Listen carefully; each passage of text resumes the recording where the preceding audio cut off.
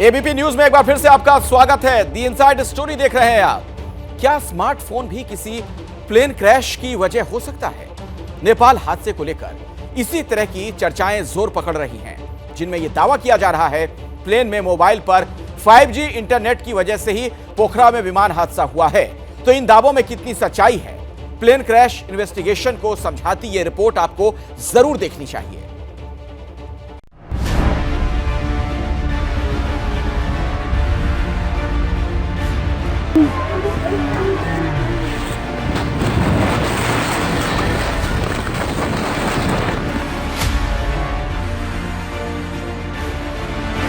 नेपाल विमान हादसे की इन आखिरी तस्वीरों का क्या इस प्लेन क्रैश से कोई सीधा संबंध है?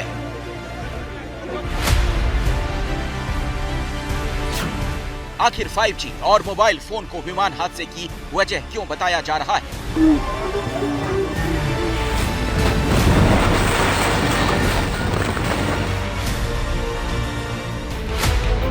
ये समझने के लिए नेपाल में 70 से ज्यादा लोगों का काल बने यति विमान के अंदर की इन आखिरी तस्वीरों को देखिए। मोबाइल कैमरा प्लेन की खिड़की से पोखरा की खूबसूरती कैद कर रहा था। लैंडिंग में कुछ ही पल बाकी थे।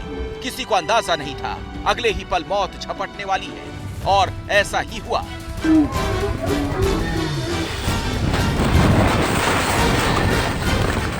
पिछले 3 दिनों से दुनिया इन तस्वीरों को देख रही है, सवाल पूछ रही है, प्लेन में मोबाइल पर इंटरनेट कैसे चल रहा था? नेपाल में हुए प्लेन क्रैश का मोबाइल इंटरनेट से कोई कनेक्शन है? इसे समझने से पहले प्लेन में इंटरनेट कैसे काम करता है, यह जानना जरूरी है। इसके 2 तरीके होते हैं। पहला तरीका तो होता है एयर टू ग्राउंड। हवाई जहाज के नीचे एक एंटीना लगा होता है जो जमीन पर लगे मोबाइल टावर से निकल रहे सिग्नल को रिसीव करता है और उन सिग्नल्स को ऑन बोर्ड सर्वर पर भेजता है।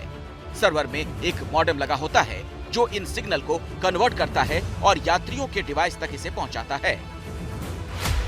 दूसरा तरीका, हवाई जहाज के ऊपर लगे एंटीने पृथ्वी के चक्कर लगा रही सैटेलाइट से आ रहे सिग्नल्स को कैच करते हैं और मॉडेम के जरिए यात्रियों को वाईफाई सर्विस पहुंचाते हैं।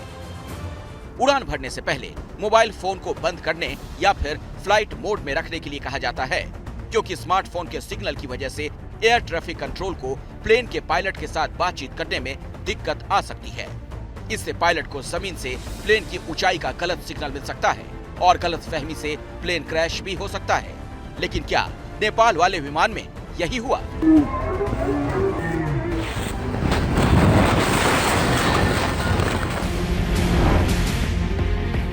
कुछ ना कुछ तो वजह होगी।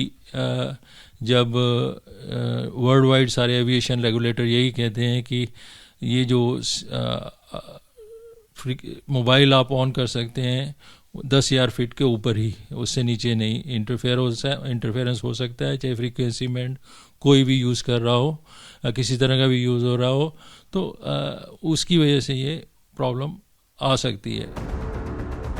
इंटरनेट वाला दावा तफ्तीश का एक बिंदु हो सकता है, लेकिन 5G की वजह से प्लेन क्रैश का दावा सच नहीं लगता, क्योंकि हवाई उड़ान के लिए 5G सी बैंड नेटवर्क को खतरनाक माना जाता है। लेकिन नेपाल में 5G सी बैंड अभी लॉन्च नहीं हुआ है।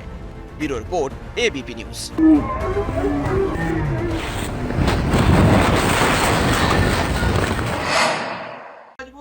क्या मजबूरी है मेरी, बताइए।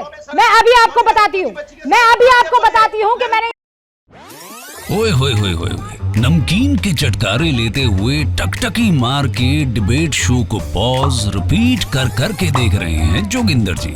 इनकी तरह आप भी देखें अपनी फेवरेट डिबेट्स को रिपीट कर और डाउनलोड कीजिए एबीपी लाइव ऐप अपने स्मार्ट टीवी पर।